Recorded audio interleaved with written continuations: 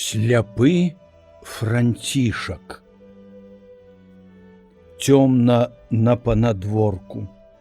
Неба высыпана зоркамі, ціхамірна стаяць аснежаныя дрэвы, толькі часам мароз стукае за сцяною. Мой дзядзька, нібы чакаючы каго, паглядзеў у вакно і, павярнуўшыся да мяне, сказаў: «Добрае надвор'е. Мне здаецца, што гасцей у нас сёння не будзе. Дык ты, Янка, успомні што-небудзь са сваіх вучоных апавяданняў.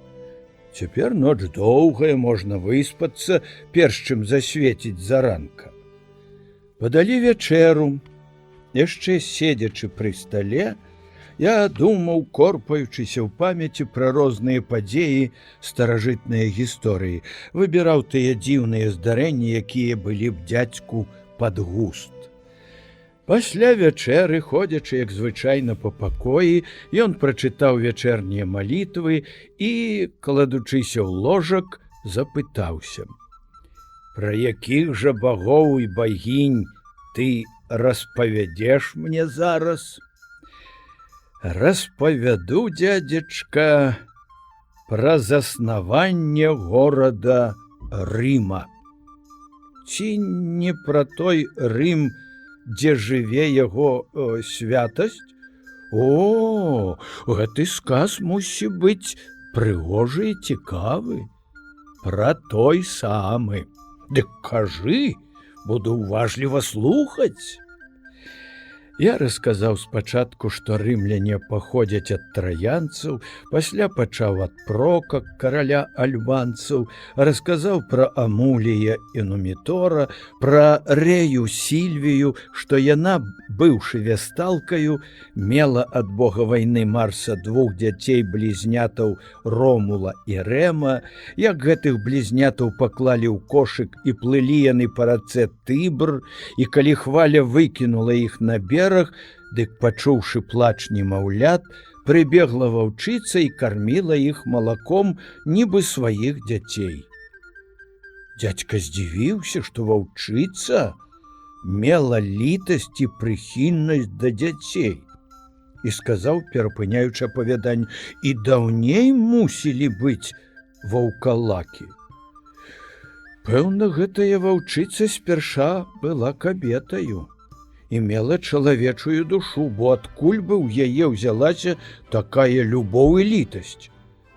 А можа, і цуд стварыў Бог міласэрны для нявінных дзяцей?»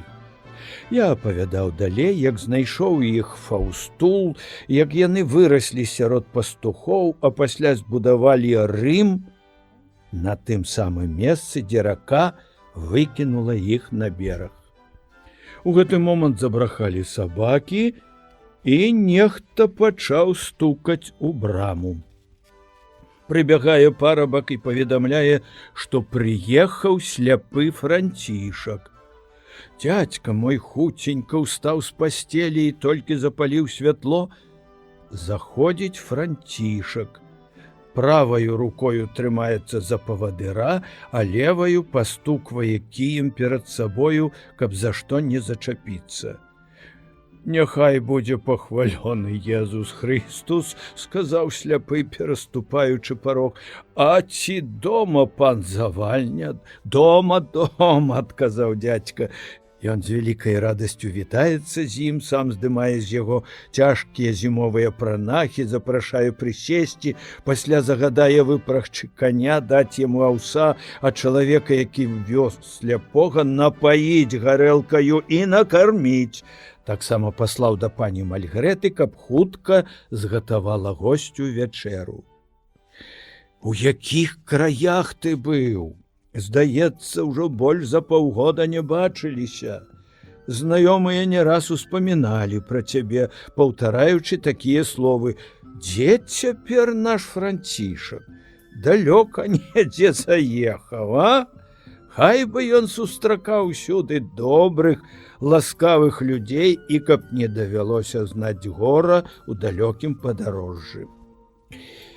Ай, всю Беларусь і частку інфлянтаў аб'ехаў, сустракаў і сардэчны прыём, і пагарду людскую, чулыя сэрцы і каменныя, і інфлянты край шчаслівы, зямля лепш родзіць, чым у нас.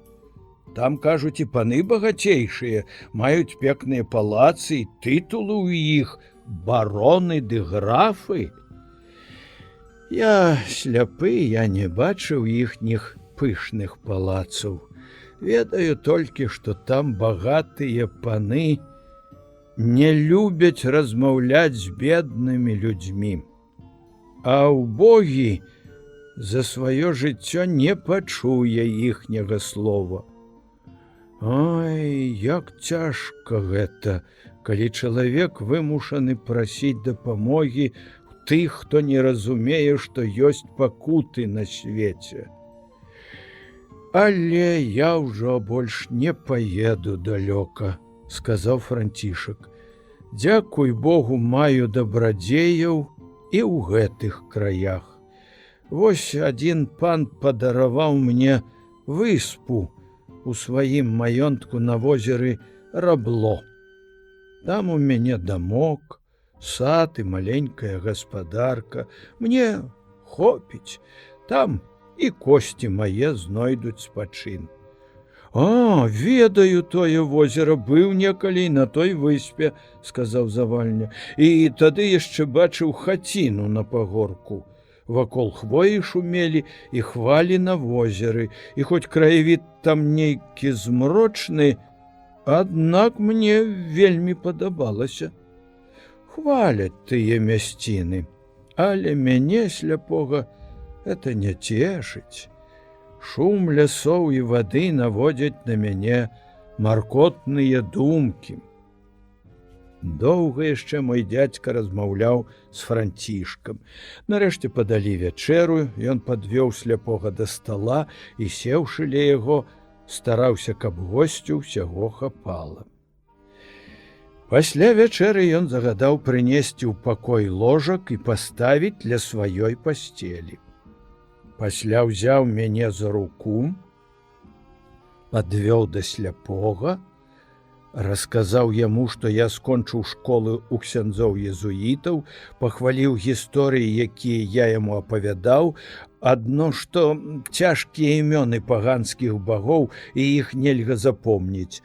Затым папрасіў Францішка, каб і ён распавёў што-небудзь. Нядоўгі будзе мой аповед, але цікавы, сказаў сляпы. Пра дзіўную кабету, якую бачылі ў розных мясцінах Беларусі. Раскажу тое, што чуў ад шматлікіх людзей, якія казалі мне, што нібыта бачылі яе зблізку.